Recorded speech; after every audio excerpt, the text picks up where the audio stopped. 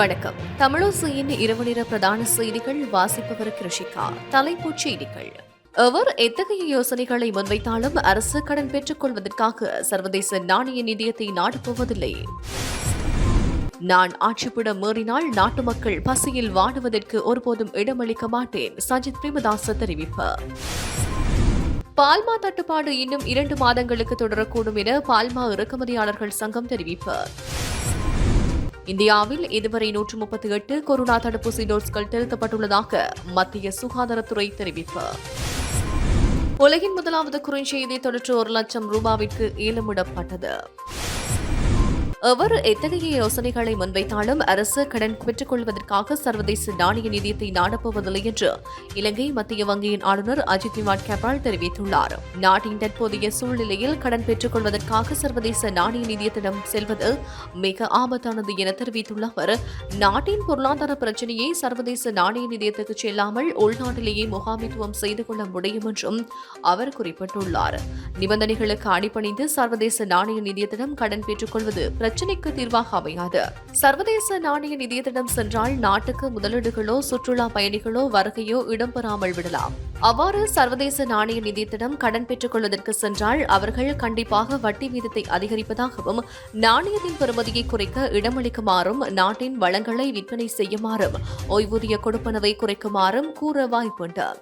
அது மட்டுமன்றி பல்வேறு நிபந்தனைகளுக்கு உட்பட வேண்டி வரும். நாட்டின் நெருக்கடி நிலைமையை சிறந்த முகாமித்துவம் மூலம் தீர்க்க முடியும் என மேலும் தெரிவித்தார். நான் ஆட்சிப்படம் மீறினால் நாட்டு மக்கள் பசியில் வாடுவதற்கு ஒருபோதும் இடமளிக்க மாட்டேன். அவர்களை வர்த்தக நிலையங்களில் நீண்ட நேரம் வரிசைகளில் காத்திருக்க செய்ய மாட்டேன் என எதிர்க்கட்சித் தலைவர் சஜித் பிரேமதாச தெரிவித்தார். ஐக்கிய மக்கள் சக்தியால் முன்னெடுக்கப்பட்டு வரும் வைத்தியசாலைகளுக்கு அவசியமான மருத்துவ உபகரணங்களை வழங்கி வைக்கும் செயல் திட்டத்தின் கீழ் லோனாவா வைத்தியசாலை உபகரணங்களை வழங்கி வைத்த சஜித் பிரேமதாச அதனைத் தொடர்ந்து அங்கு உரையாற்றுகையிலே இவ்வாறு குறிப்பிட்டார். நாடும் மக்களும் முகம் கொடுத்திருக்கக்கூடிய பிரச்சினைகளுக்கு தீர்வை பெற்றுக் கொடுக்கின்ற பொறுப்பு ஆட்சிப்படத்தில் உள்ள அரசின் வசம் காணப்படுவதுடன் அதற்கேற்றவாறுதான் கடந்த கால அரசுகளும் செயல்பட்டு வருகின்றன. இருப்பினும் எதிர்த்தரப்பினரான எம்மை பொறுத்தமட்டில் அதிகாரம் எமது வசம் இல்லாத போதிலும் கொரோனா வைரஸ் பரவல் நெருக்கடி ஏற்பட்ட நாளிலிருந்து தற்போது வரை அதனை கையாள்வதற்கு கட்டுப்படுத்துவதற்கும் அவசியமான உதவிகளை இயலுமான வரையில் வழங்கி வருகின்றோம். இதுவரையான காலப்பகுதியில் சுமார் 101 மில்லியன் ரூபாய் பெறுமதி வாய்ந்த மருத்துவ உபகரணங்களை நாடளாவிய ரீதியில் உள்ள தேவையுடைய வைத்தியசாலைகளுக்கு நன்கொடையாக வழங்கியிருக்கின்றோம். நாடு சுதந்திரம் அடைந்ததிலிருந்து நடைமுறையில் உள்ள கட்டமைப்பை மாற்றியமைக்க வேண்டும் என்று பலரும் தொடர்ச்சியாக கூறி வருகின்றார்கள். ஆனால் நாம் எதிர்க்கட்சியாக இருக்கின்ற போதிலும் இதுவரையில் நடைமுறையில் இருந்த கலாச்சாரத்தை முழுமையாக மாற்றி சிறந்த முன்னுதாரணமான எதிரணியாக செயல்பட்டுள்ளோம். நாட்டில் டாலர் மற்றும் வெளிநாட்டு கையிருப்பு பிரச்சினை காணப்படுகிறது எனவும் தற்போதைய நெருக்கடியை கையாள்வதற்கு பெருந்தொகை நிதியை திரட்டிக் கொள்ள வேண்டும் எனவும் ஆளுந்தரப்பு கூறுகிறது. ஆனால் நாம் மக்களின் வரிப்பணத்தை பயன்படுத்தாமல் எமது ஆதரவாளர்கள் மற்றும் ஏனைய தரப்பினர் ஊடாக திரட்டிக் கொண்ட நிதியை பயன்படுத்தி மக்களுக்கு எவ்வாறு சேவையாற்றுவது என்பதை நடைமுறைப்படுத்தி காண்பித்திருக்கின்றோம் என தெரிவித்தார். இறக்குமதி பால்மாவை ஏற்றி வரும் கப்பல்களின் தாமதம் மற்றும் களஞ்சிய கட்டணங்கள் அதிகரிப்பு காரணமாக பால்மா தட்டுப்பாடு இன்னும் 2 மாதங்களுக்கு தொடரக்கூடும் என பால்மா இறக்குமதியாளர்கள் சங்கம் தெரிவித்துள்ளது. இறக்குமதி செய்யப்பட்ட பால்மாவினை கொள்வனவு செய்வதற்கு டாலர்கள் இல்லாததால் வங்கிகளூடாக கடன் கடிதங்களை வழங்க முடியாத நிலை ஏற்பட்டுள்ளதாக அதன் ஊடக பேச்சாளர் அசோக பண்டார தெரிவித்துள்ளார். எவ்வாறாயினும் இறக்குமதி செய்யப்படும் பால்மாவுக்கான தட்டுப்பாடு காரணமாக நுகர்வோர் அசௌகரியங்களுக்கு உள்ளாவதை தடுக்க உள்நாட்டு பால்மா நிறுவனங்கள் நடவடிக்கை எடுக்க வேண்டும் என பால்மா இறக்குமதியாளர்கள் சங்கத்தின் ஊடக பேச்சாளர் அசோக பண்டார மேலும் தெரிவித்தார். சர்வதேச நாணய நிதியத்தின் உதவியை பெறுவதா இல்லையா என்பது தொடர்பில் அரசாங்கம் இதுவரை இறுதி தீர்மானத்தை எடுக்கவில்லை என அமைச்சரவை பேச்சாளரான டலஸ் அழகப்பெரும தெரிவித்துள்ளார். சர்வதேச நாணய நிதியத்தின் உதவியை பெறுவது தொடர்பில் அரசாங்கம் கலந்துரையாடி வருவதாக தெரிவித்த அவர், கடந்த சில அமைச்சரவை கூட்டங்களின் போது பல அமைச்சர்கள் சர்வதேச நாணய நிதியத்தின் நிதியுதவி தொடர்பாக தமது கருத்துக்களை வெளிப்படுத்தியதாகவும் கூறினார். நிதியமைச்சர் நாட்டில் இல்லாத போது இந்த விடயம் தொடர்பில் இறுதி தீர்மானம் எடுக்க முடியாது எனவும் இந்த செயல்முறைக்கு 3 நிலைகள் இருப்பதாகவும் சர்வதேச நாணய நிதியத்துடன் பேச்சுவார்த்தை நடத்துவது தொடர்பான தீர்மானங்களுக்கு அவர்கள் வரவில்லை என்றும் அவர் தெரிவித்தார். சர்வதேச நாணய நிதியத்தின் நிதியை பெறுவதற்கு தீர்மானம் எடுக்கப்பட்டால் சம்பந்தப்பட்ட அதிகாரிகளுடன் கலந்துரையாட வேண்டும். இறுதி அனுமதியை வழங்குவதற்கு முன் சர்வதேச நாணய நிதியத்தின் நிபந்தனைகளையும் பரிசீலிக்க வேண்டும் என அவர் மேலும் தெரிவித்தார். நுரைச்சோலை அனல் மின் நிலையத்தின் உற்பத்தி திறன் முழுமையடையாத காரணத்தினால் சில பிரதேசங்களில் மின்வெட்டுக்கு முகம் கொடுக்க நேரிடும் என மின்சக்தி மற்றும் எரிசக்தி அமைச்சு தெரிவித்துள்ளது. அதன் ஊடக பேச்சாளர் சுலக்ஷன ஜெயவர்தன இதனை தெரிவித்துள்ளார். இதன்படி சில பகுதிகளில் அரை மணி நேரம் அல்லது 45 நிமிடங்களுக்கு மின் விநியோகம் தடைப்படும் என்றார். கடந்த 3ஆம் தேதி ஏற்பட்ட பழுதினால் மின் உற்பத்தி திறன் தொடர்பாக கடந்த சில நாட்களாக சில பிரச்சினைகள் ஏற்பட்டன. 2 மின் இணைப்புடன் மின் இணைப்பு தடை நீக்கப்பட்டது. எனினும் லக்விஜிய நிலக்கரி மின் நிலையத்தின் 3வது ஜெனரேட்டரின் திறனை ஓரளவு குறைக்க வேண்டியுள்ளது. ஏனெனில் இது தொழில்நுட்ப பிழையை சரி செய்கின்றது.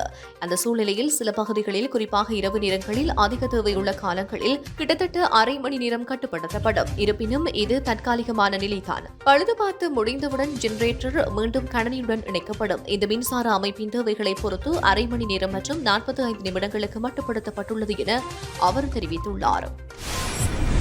அண்மை காலமாக புத்தளம் உடப்பு பிரதேசத்தில் கடலரிப்பு மிகவும் தீவிரமடைந்துள்ளதால் அப்பகுதி மக்கள் பெரும் சிரமங்களை எதிர்நோக்கி வருகின்றனர்.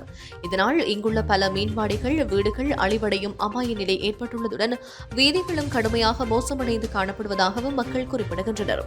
அத்துடன் மீனவர்கள் தங்களின் படகுகளை கரையோரங்களில் நிறுத்தி வைக்க முடியாத நிலையும் உருவாகியுள்ளது. உடப்பு கிராமத்தில் வாழும் மக்கள் மீன்பிடி தொழிலை ஜீவனோபாயமாக தொழிலாக கொண்டு வரும் நிலையில் இவ்வாறு கடலரிப்பால் மீன்பிடி தொழிலை மேற்கொள்வதிலும் சிரமங்களை எதிர்நோக்கி வருவதாக மக்கள் கூறுகின்றனர். அண்மை காலமாக உடப்பு பிரதேசத்தில் கடலரிப்பு மிகவும் தீவிரமடைந்துள்ளதால் அதனை தடுக்கும் தற்காலிக நடவடிக்கையாக கரையோர பகுதிகளில் மணல் நிரப்பப்பட்ட மூட்டைகள் அடுக்கும் நடவடிக்கைகள் முன்னெடுக்கப்பட்டு வருகின்றன. அத்துடன் கடலரிப்பை தடுப்பதற்காக கரங்கற்கள் இடப்பட்டுள்ள போதிலும் கடலரிப்பின் தீவிரம் அதிகரித்துள்ளதாகவும் மக்கள் தெரிவிக்கின்றனர். புத்தளம் மாவட்டத்தில் ஏற்பட்ட வெள்ளம் காரணமாக அந்த வெள்ள நீரை கடலுக்குள் அனுப்பும் நோக்கில் உடப்பையையும் ஆண்டி முனையையும் இணைக்கும் முகத்துவாரம் பாலத்துக்கு கீழாக வெட்டப்பட்டுள்ளமையே இந்த பகுதி இவ்வாறு கடலரிப்புக்கு உள்ளாகியுள்ளது என மக்கள் விசனம் தெரிவிக்கின்றனர். எனவே கடலரிப்பினால் உடப்பு கிராமம் முழுமையாக அழிவடையும் முன்னர் அதற்கான பாதுகாப்பு ஏற்பாடுகளை செய்து கொடுக்க சம்பந்தப்பட்ட அதிகாரிகள் நடவடிக்கை எடுக்க வேண்டும் என பிரதேச மக்கள் கோரிக்கை விடுக்கின்றனர். களுத்துறை துடம்கொட பிரதேசத்தைச் சேர்ந்த 2 வயதுடைய குழந்தையை கொடூரமாக தாக்கிய பெற்றோர் கைது செய்யப்பட்டுள்ளனர்.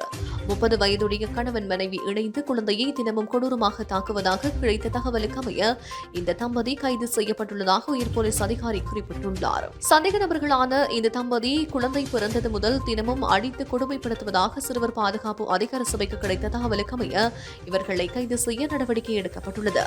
தாக்குதலினால் காயமடைந்த குழந்தை வைத்தியசாலையில் அனுமதிக்கப்பட்டுள்ளதாக போலீசார் தெரிவித்துள்ளனர். இலங்கைக்கு தினசரி வரும் சுற்றுலா பயணிகளின் எண்ணிக்கை 3000-ஐ தாண்டியுள்ளதாக சுற்றுலா அமைச்சின் செயலாளர் ஸ்ரீபால கெட்டியாராச்சி தெரிவித்துள்ளார். ஆகஸ்ட் மாதத்தில் கோவிட் கட்டுப்பாடுகள் எளிதாக்கப்பட்டதன் காரணமாக சுற்றுலா பயணிகளின் வருகை அதிகரித்துள்ளது. இந்தியாவில் இருந்தே அதிகமான சுற்றுலா பயணிகள் வருவதாகவும் அவர் குறிப்பிட்டுள்ளார். 2021 ஜனவரி முதல் இன்று வரை சுமார் 1,50,000 சுற்றுலா பயணிகள் வருகை பதிவு செய்யப்பட்டுள்ளனர். இந்த ஆண்டு 2 லட்சம் வருகையை இலக்காக கொண்டுள்ளதாகவும் ஆண்டின் இறுதியில் குறைந்தபட்சம் 1,75,000 முதல் 1,85,000 சுற்றுலா பயணிகளின் வருகை எட்டப்படும் என்றும் அவர் குறிப்பிட்டுள்ளார். புதிதாக திருமணமான குறைந்த வருமானம் பெறும் தம்பதியினருக்கு 2000 காணிகளை பகிர்ந்தளிக்க காணி மற்றும் காணி அபிவிருத்தி அமைச்சு நடவடிக்கை எடுத்துள்ளது. காணி ஆணையாளர் நாயகம் மற்றும் காணி சீர்திருத்த ஆணைக்குழுவின் கீழ் வரும் காணிகள் புதிதாக திருமணமான குறைந்த வருமானம் பெறும் தம்பதியினருக்கு பகிர்ந்தளிக்கப்படும் என காணி அமைச்சின் செயலாளரான RD ரணவக்க தெரிவித்துள்ளார். இது தொடர்பான விண்ணப்பங்கள் எதிர்வரும் ஜனவரி மாதம் முதல் அனைத்து பிரதேச செயலகங்களிலும் கிடைக்கும் எனவும் அவர் தெரிவித்தார். இந்தியாவில் இதுவரை 138 கொரோனா தடுப்பூசி டோஸ்கள் செலுத்தப்பட்டுள்ளதாக மத்திய சுகாதாரத்துறை தெரிவித்துள்ளது. இதுகுறித்து வெளியிடப்பட்டுள்ள அறிக்கையில் நாட்டில் கடந்த 24 மணி நேரத்தில் 15,82,079 டோஸ் தடுப்பூசிகள் செலுத்தப்பட்டுள்ளன. இதனையடுத்து மொத்தமாக 137,67,20,359 பேருக்கு தடுப்பூசி டோஸ்கள் போடப்பட்டுள்ளதாக தெரிவிக்கப்பட்டுள்ளமை குறிப்பிடத்தக்கது. உலகின் முதலாவது குறுஞ்செய்தி 91 லட்சம் ரூபாவிற்கு ஏலமிடப்பட்டுள்ளது. 1992ஆம் ஆண்டு வோடோபோன் நிறுவனத்தின் ஊழியர் ஒருவரால் ரிச்சர்ட் யார்விஸ் என்பவருக்கு உலகில் முதல் குறுஞ்செய்தி அனுப்பப்பட்டது. உலகில் முதல் குறுஞ்செய்தியில் 14 எழுத்துக்கள் இருந்தன. மேரி கிறிஸ்துமஸ் என்பதே இந்த வாசகமாகும். இந்த நிலையில் தொலைத்தொடர்பு நிறுவனமான வோடோபோன் உலகில் முதல் குறுஞ்செய்தியை ஏலம் விடப் போவதாக கடந்த சில தினங்களுக்கு முன் அறிவிப்பை வெளியிட்டது. இதனை அந்த நிறுவனம் சமூக வலைதளமான ட்விட்டரில் அதன் அதிகாரப்பூர்வ பக்கத்தில் தெரிவித்தது. இந்த ஏலத்தில் கிடைக்கும் தொகையை அகதிகளுக்கு உதவுவதற்காக நன்கொடையாக அளிக்கவுள்ளதாக நிறுவனம் தெரிவித்துள்ளது. இந்த குறுஞ்செய்தியின் ஏலம் பிரான்சில் நேற்று நடைபெற்றது. இந்த ஏலத்தை அகுடேஸ் ஏல நிறுவனம் நடத்தியது. இந்த ஏலத்தில் அந்த குறுஞ்செய்தி சுமார் ரூபாய் 91 லட்சத்துக்கு விற்பனையாகியுள்ளது. ஏலத்தின் மூலம் கிடைத்த முழு தொகையையும் ஐநா அகதிகள் முகாமுக்கு அனுப்ப முடிவு செய்யப்பட்டுள்ளது. இத்துடன் தமிழோசையின் இரவு நேர செய்திகள் நிறைவு பெற்றன. உடனுக்குடன் செய்திகளை அறிந்து கொள்ள www.tamilosai.lk என்ற இணையதளம் ஊடாக பிரவேசியுங்கள். வணக்கம்.